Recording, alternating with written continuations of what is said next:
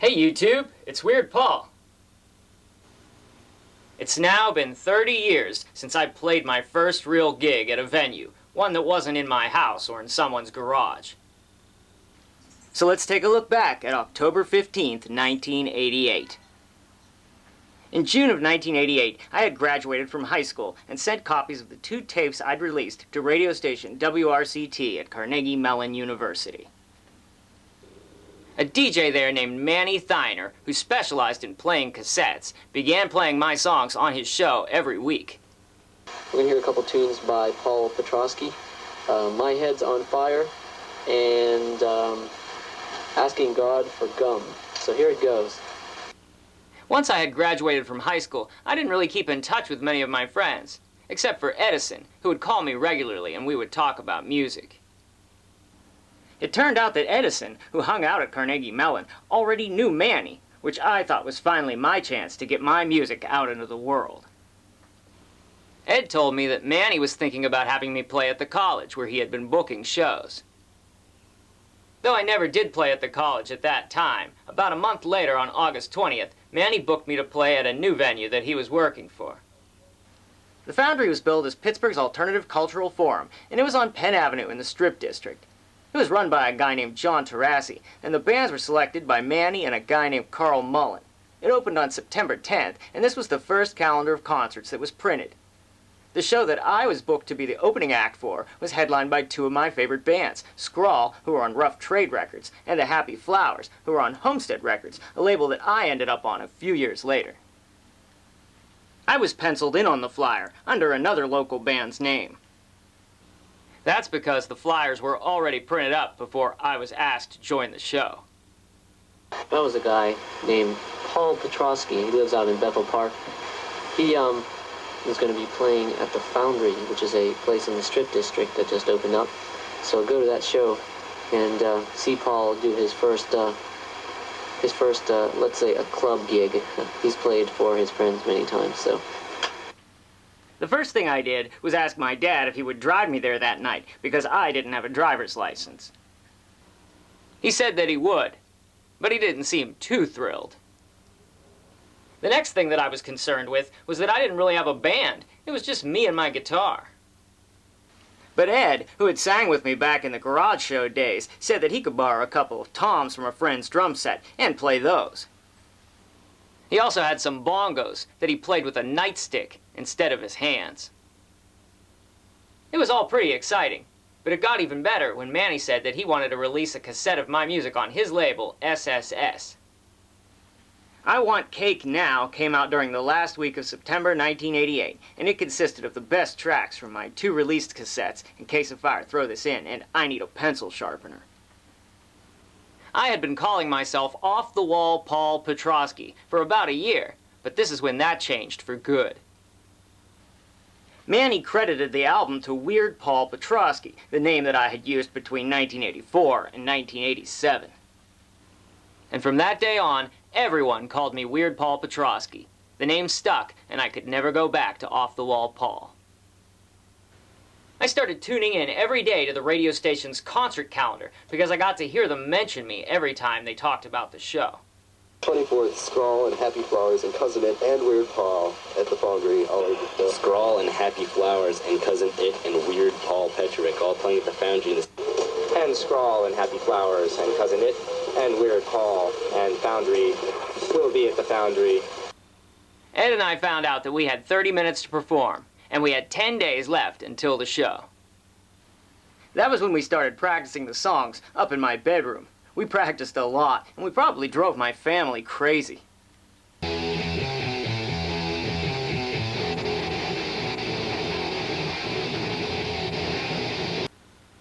A few days later, the Foundry ran into some problems. It was shut down temporarily by the city because they didn't have the permits and the licenses that they needed to run the place as a business. I was a little worried, and I hoped that it got worked out in time. So did some of the DJs. 24th of September, Scrawl and Happy Flowers and Cousin It and Weird Paul. Now, hopefully that will be happening still at the Foundry. September 21st was a great day and a bad day. It was the day that I got to see my favorite band, the Ramones, playing live. Wow, what a show that was. But while I was at the Ramones concert, my mom got a call from Manny saying that my show on the 24th was canceled. Some bad news for you folks, especially you fans of Scrawl, Happy Flowers, Cousin It, and Weird Paul. And yeah, I was one of those hopeful members of the audience that were going to be at the Foundry tomorrow night. Unfortunately, the show has been canceled. But stay tuned for further details. Who knows, we may put it on again someday. A couple days later, on the 23rd, Manny called back to say that the show was rescheduled. It would now be on September 30th. The Happy Flowers couldn't make it, though, unfortunately, so I modified the flyer so that it reflected the change in the lineup. Scrawl and Cousin It and Weird Paul will be at the Foundry. That's an all-ages show. They have all of their licenses, and it should be the full show this time. This gave Ed and me some more time to practice. Ed, what the hell happened? I didn't do anything. I didn't say you did, Ed. I don't think so. Ed, it says power on. What happened? I don't know, I just turned it on like a minute ago. But when the 30th came, it was bad news all over again. The Foundry has been temporarily closed down once again, so don't go down there tonight looking to see Scrawl, Cousin It, or Weird Paul, because none of them are going to be there. Just stay home and listen to Weird. They still didn't have all of their permits at the Foundry, and the place got shut down again before the show even happened. By this time, my new cassette, I Want Cake Now, was being played on the radio a lot, by many DJs other than just Manny. Before that, we heard Weird Paul Petrosky off his cassette, and we heard Knock People Over. I was getting so much airplay that I was showing up on the station's playlists. I was at number 26, even higher than the Pixies. By early October, the Foundry was back to having shows again, and Manny called me on October 7th to ask me if I would open for a show about a week later. The show was on October 15th, and I would be opening for the Olympia, Washington band Beat Happening, who are pretty popular, and the band Girl Trouble, who were touring with them. On October 9th, Manny had us appear live on his radio show to do a performance and an interview. We have here with us in the studio this week some local celebrities. We have Weird Paul. Paul, how you doing? Fine. Come up here. Don't sit back there. Sorry. Paul's up here, and we're going to move the microphone so that it can be between us.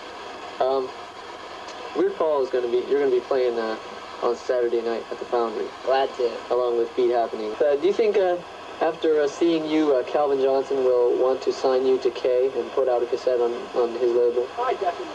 You could ask him. With all that stuff about gum and cake, I think that Calvin would be really into. The day of the show arrived, and we had practiced so much by now that though I was nervous, I was not worried about the songs. So, I spent the day at the record store. I bought about $40 worth of records. I got Twisted Sister, Vinnie Vincent's Invasion, Joan Jett, Eugene Shadbourne, Snakefinger, and the Misfits. But I'd have to wait to listen to them. My dad had written some lyrics for a song that he said I could perform at the show. I can't think of any reason why they found me, but here I am playing at the Foundry. I write the songs that make young girls cringe. They call me Weird Paul, 'cause I'm right on the fringe. But somebody heard my sound and said, gee, we gotta have this kid play at the Foundry. Gotta love my dad, but I didn't do the song. This time the show was not canceled, and my dad drove me, my sister, and my roadie Jason across town to the Foundry in the new Plymouth Voyager that he had just bought a couple weeks before. My dad built me a really cool amplifier to use for the show. I don't have it anymore, but this fabric with my insignia was on the front of it. I remember that we got there a little early, and Manny offered me a big gulp, which was a huge cup from 7-Eleven, full of lemonade. I barely drank any, due to my nervousness. Time went on, and Beat Happening still hadn't shown up. I remember saying that every show that I'd been booked for had been canceled, and that I must be some kind of a jinx. But they did finally show up, and my sister started filming as I took the stage, which was just the floor. It wasn't upscale, it was pretty low rent. I introduced myself. Paul Petrosky, and we're going to open the show. We started off playing my hit, My Head's on Fire. I didn't know anyone in the audience, but it got a good response. This guy was really into it. Edison was dressed completely in black with a crazy wig and a drawing of a strange alien head taped to the front of his turtleneck. My dad spent most of the time listening to the World Series on a transistor radio. We played You're Wrong and Simulated Wood, which I started off with Mojo Nixon's Elvis is Everywhere intro. When I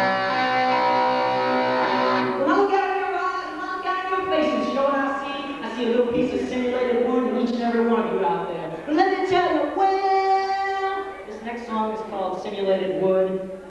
We did Knock People Over, I Stole a Bunsen Burner, Dreaded Glaucoma Test, which I hadn't even released yet, and the Hacky Sack Rap. But I'm the champ of hacky sack.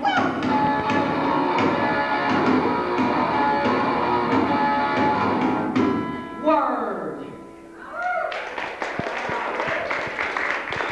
And we did the audience favorite, Asking God for Gum. The song is called Asking God for Gum. We also covered parts of or whole songs by bands like the Flesh Eaters, the Misfits, and the Happy Flowers.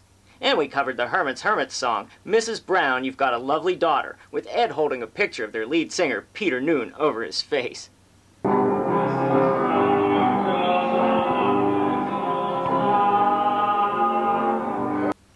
In the middle of the show, Ed and I just stopped playing to take a couple of minutes to eat some Little Debbie's. We'd continue this cake break at every show that we did. And we did some parodies of songs by the Ramones, Led Zeppelin, Elvis, and Toilet Seat, my parody of John Mellencamp's song Rumble Seat, which I'd been banned from playing at my high school talent show. That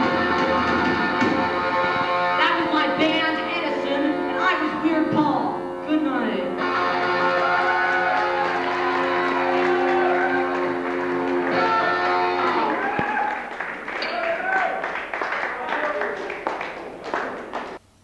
I still have the set list from the show. It's tiny and wrinkled, so I believe that I must have kept it in my pocket during the performance. I had thrown out some custom-made Weird Paul guitar picks to the audience during my show, and Calvin Johnson, the leader of the headlining band Beat Happening, had caught one. I remember him holding it up in front of everyone, and he said, "I got my Weird Paul guitar pick." And then he looked at me, and he warned me that rock and roll is a harsh mistress.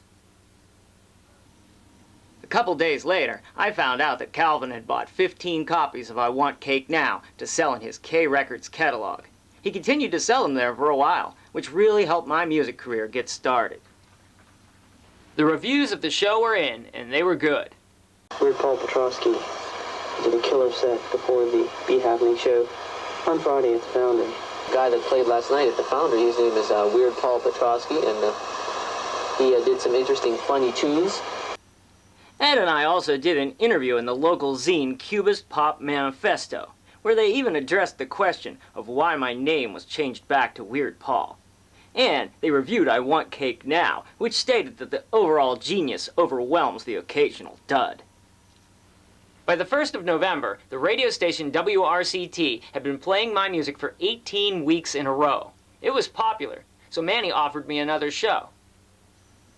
He said that we could open for Half Japanese, another of my favorite bands, on November 8th.